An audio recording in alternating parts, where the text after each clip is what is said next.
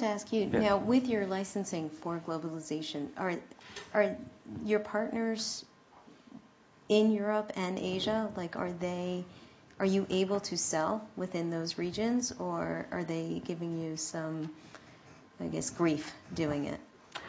So that's all the subject of discussion, right? So currently the markets that we're doing e-commerce in right now are the ones we serve directly, right? And so as we start to explore new markets, these are the questions that are now on the table, right?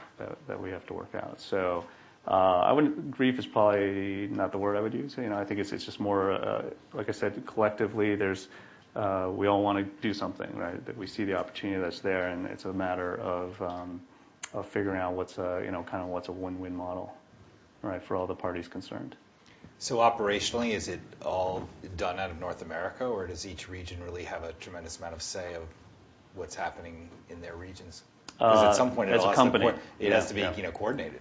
Right. So as a company, the regions are largely responsible for their own business, but depending on the function, there's some amount of global coordination. E-commerce is one where we want to have a coordinated global strategy. We're looking for areas of synergy and where we can share costs, right? So platform technology is one clear area where we want a consistent brand presence.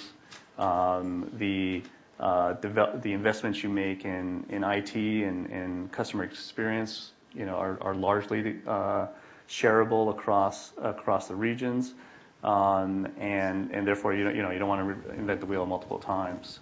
One of the things I find very valuable is that a lot of great ideas come out of my European colleagues and vice versa, and we share those ideas, and then we decide which ones we want to do collectively, and then and do globally, and then that becomes a means of how we prioritize what kind of investments we make, and things that we can do globally, tend to get prioritized, right? Because they'll have greater leverage for the company as a whole.